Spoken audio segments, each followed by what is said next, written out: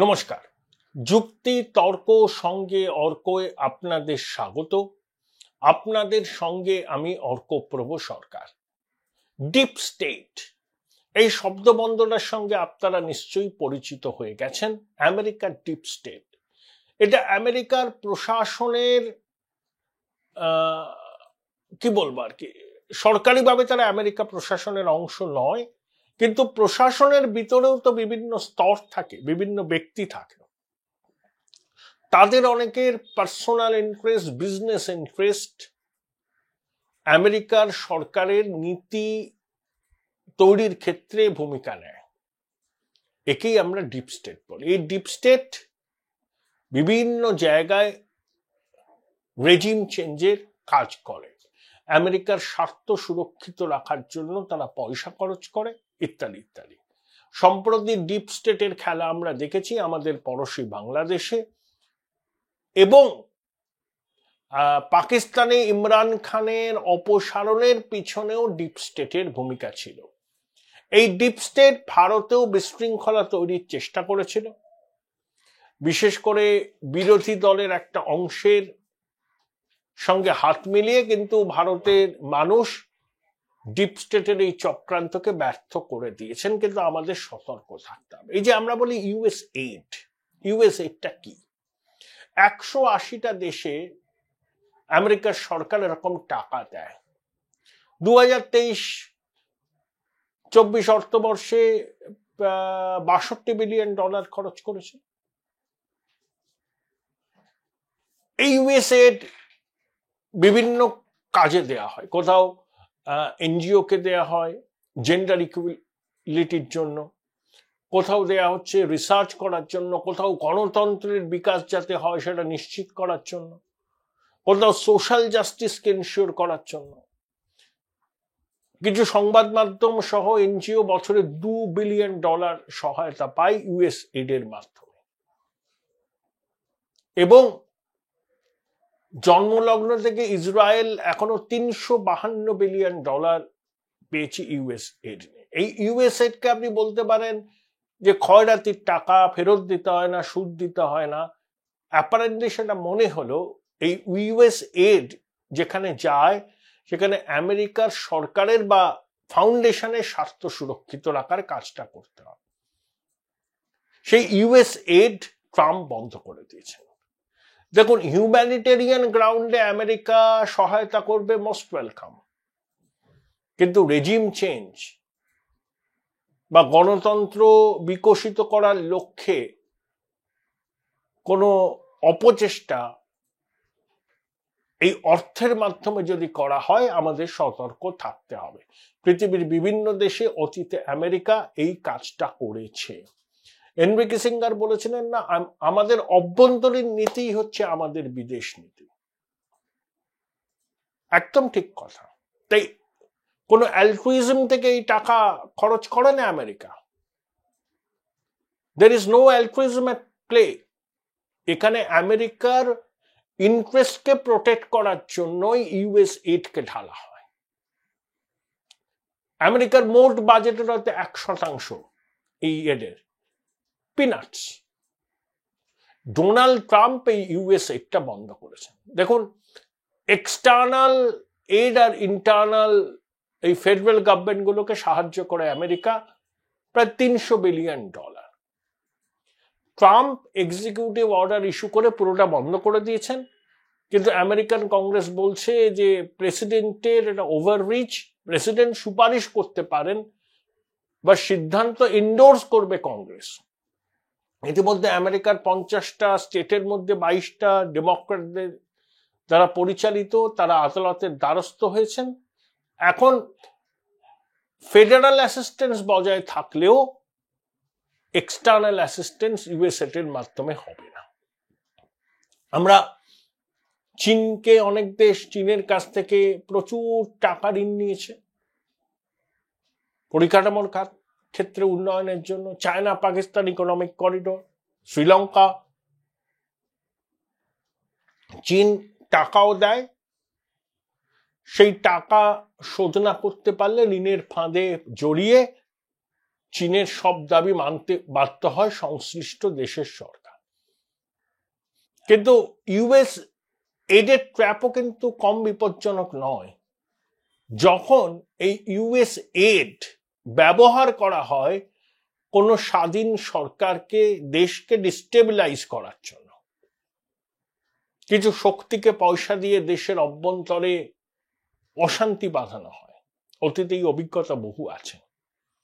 যেমন US add, ধরুন দ্বিতীয় বিশ্বযুদ্ধের পর জার্মানি পেয়েছিল $30 বিলিয়ন, জাপান পেয়েছিল $15 বিলিয়ন। তারপরে দেখুন জাপান এবং জার্মানি, তাদের সেনাবাহিনী কিন্তু খুব একটা মজবুত নয়, তারা নিজেদের নিরাপত্তার জন্য আমেরিকার উপর নির্ভরশীল। আবার 2009-10 দেখুন, ওয়ার এগেনস্ট টেরর আমেরিকা চালু করেছে টুইন টাওয়ারের ঘটনার পর। আফগানিস্তান এবং পাকিস্তানে তখন তারা জলের মতো টাকা ঢালছে ওয়ার এগেনস্ট টেররের জন্য। আবার 2023-এ দেখুন শিফট করেছে প্রায়োরিটি, এবার হচ্ছে জেলেনস্কি, রাশিয়া ইউক্রেন যুদ্ধে জেলেনস্কিকে সহায়তা। ইসরায়েলকে আমেরিকা দীর্ঘদিন ধরে সহায়তা দিয়ে আসছে, $352 বিলিয়ন পেয়েছে ইসরায়েল এখনো পর্যন্ত। ইসরায়েলের ব্যাপারটা আলাদা, কিন্তু 2009-10-এ আমেরিকা আফগানিস্তানে মিলিয়ে প্রায় $4.5 বিলিয়ন দিয়েছিল ইউএসএড হিসাবে। ইরাক পেয়েছিল $500 মিলিয়ন। আবার দ্বিতীয় বিশ্বযুদ্ধের পর জার্মানি, জাপান দুজনেই পুনর্গঠনের জন্য ইউএসএড পায়। তারপর জাপান এবং জার্মানি তাদের দেশের নিরাপত্তার দায়িত্ব পুরোটা আমেরিকার হাতে ছেড়ে দেয়। Join Indian Institute of Hotel Management now. Right choice, right decision. তো ট্রাম্প বলেছেন যে আমি এভাবে পয়সা বেলাবো না, এরা ন্যাটোর সদস্য জার্মানি, এদের জিডিপির অন্তত 5% প্রতিরক্ষা খাতে ব্যয় করতে হবে। ন্যাটো বাহিনীর স্থলবাহিনীর দায়িত্ব অন্যান্য দেশকে নিতে হবে, এয়ারফোর্স এবং নেভাল ফোর্সের দায়িত্ব আমেরিকা নেবে। তাই ইউএসএড এটাও কিন্তু একটা ফাঁদ, মরণ ফাঁদ। চীনের যেমন ঋণের ফাঁদ, সেই ঋণের ফাঁদে জড়িয়ে স্বাধীন দেশকে ঋণগ্রস্ত করে কার্যত সেই দেশকে নিজেদের কলোনিতে পরিণত করে চীন। আবার ইউএস এডের মাধ্যমে বিভিন্ন দেশে অভ্যন্তরীণ বিষয়ে আমেরিকা হস্তক্ষেপ করে, রেজিম চেঞ্জ করে, সমস্যা উস্কে দেয়।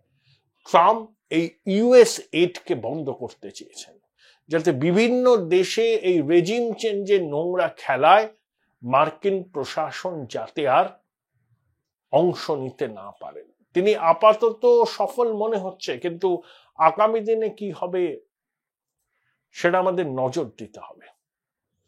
দেখুন, পরিবর্তিত দুনিয়ায় প্রযুক্তির নির্ভরতা তো খুব বাড়ছে। যেমন চ্যাট জিপিটি বলুন, চীনের ডিপসিক বলুন, তারা এক একটা এআই মডেল ইনোভেট করেছে।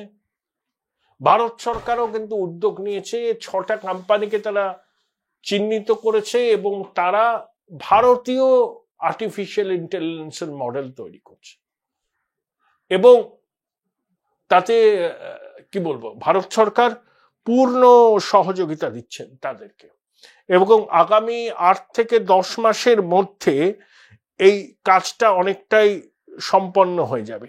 এখানে বলা হচ্ছে কমন কম্পিউট ফ্যাসিলিটি, যেমন আমাদের লাইব্রেরিতে অনেকে বই রাখেন,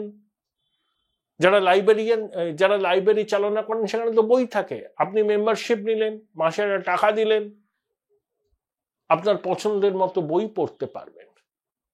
লাইব্রেরির মেম্বাররা যে টাকা দেয়, একটা পুল তৈরি হয়, সেই টাকা দিয়ে লাইব্রেরির উৎকর্ষ সাধন হয়। এখানেও ভারত সরকার বলছেন, তারা নামটা দিয়েছেন খুব সুন্দর, খুব interesting, common compute facility. 10,000 chip নিয়েছে ভারত, সেখানে আর্টিফিশিয়াল ইন্টেলিজেন্সের পরীক্ষা নিরীক্ষা করে ভারত নিজেদের মডেল তৈরি করবে। মাল্টিপ্রং অ্যাপ্রোচ। এবং আর্টিফিশিয়াল ইন্টেলিজেন্সের ডোমেনে কিন্তু এখনো মনোপলি হয়নি। যেমন লাইব্রেরি ব্যবহার করতে গেলে আপনাকে ঘন্টা প্রতি একটা ফিস দিতে হবে বা মাসিক দিতে হয়। এখানে ভারত সরকার লাইব্রেরিয়ানের ভূমিকায়, এবং প্রতি ঘন্টা এই কমন কম্পিউট সেন্টার ব্যবহার করতে গেলে হয়তো ভারতীয় মুদ্রায় 200 টাকার কম দিতে হবে, $2 কম। আন্তর্জাতিক ক্ষেত্রে চার্জটা অনেক বেশি। অর্থাৎ এআই ডোমেনে ভারত প্রবেশ করছে। অশ্বিনী বৈষ্ণব বলেছেন যে আর 8-10 মাসের মধ্যে ভারতের নিজস্ব এআই পরিকাঠামো গড়ে উঠবে। তাহলে এআই সুপ্রিমেসি শেষ পর্যন্ত কার হাতে থাকবে তা নিয়ে কিন্তু একটা আকর্ষণীয় ব্যাটেল শুরু হবে। এবং আমি আবার বলছি যে এআই এর ডোমেনটায় এখনো মনোপলি হয়নি। চ্যাটজিপিটি আছে, চীনের ডিপসিক আছে, ভারতেরও একটা হবে, অত্যন্ত ওয়েলকাম মুভ। কিন্তু এই প্রতিবেদন যেটা দিয়ে শুরু করেছিলাম, চীনের ঋণের ফাঁদ যেমন একটা স্বাধীন দেশকে চীনের কলোনিতে পরিণত করে, তাদের স্বতন্ত্র বিদেশ নীতি বলে কিছু অস্তিত্ব থাকে না, চীন যা বলবে সেটাই করতে হয়। আবার আমেরিকার এই এড বা ইউএসএ যেটা ট্রাম্প বন্ধ করেছেন, সেটাও একই রকম মারাত্মক। এই এড বিভিন্ন দেশে কি বলবো সমস্যা তৈরি করতে ব্যবহার হয়, স্থিতি নষ্ট করতে ব্যবহার হয়, রেজিম চেঞ্জ করার ক্ষেত্রে এই ইউএস এডকে কাজে লাগানো হয়। আমেরিকা বিশ্বের 1 নম্বর অর্থনীতি, তারা যদি হিউম্যানিটেরিয়ান ক্রাইসিস হচ্ছে সেই ক্রাইসিস মেটাতে সাহায্য করে, মোস্ট ওয়েলকাম। কিন্তু রেজিম চেঞ্জ করতে, স্থিতাবস্থা নষ্ট করতে যদি আমেরিকার এড ব্যবহার করা হয়, তখন আমাদের সতর্ক থাকতে হবে। অর্থাৎ কাদেরকে দেয়া হচ্ছে, তাদের ওয়্যারঅ্যাবাউটস কি, তাদের ক্রেডেনশিয়াল কি, তাদের অতীতের ট্র্যাক রেকর্ড কি। সংশ্লিষ্ট দেশের সরকারকে সেই সব প্রতিষ্ঠানের উপর নজর দিতে হবে যারা এই ইউএস এড পায় গণতন্ত্র প্রতিষ্ঠান নামে, কি বলবো মাল্টিপার্টি ডেমোক্রেসি প্রমোশন নামে, সোশ্যাল জাস্টিস প্রমোটের নামে। এরা এই সব বিষয়কে সামনে রেখে আমেরিকার ডিপ স্টেট থেকে টাকা পায়, কিন্তু আসল কাজ তারা করে দেশের মধ্যে অস্থিরতা সৃষ্টির। ভারতবর্ষ এই রকম সংস্থা আছে, কেন্দ্রীয় সরকার সেই জন্যই তাদের উপর কঠোর বিধিনিষেধ আরোপ করেছে। অ্যালার্মিং, বিষয়টা সত্যি অ্যালার্মিং।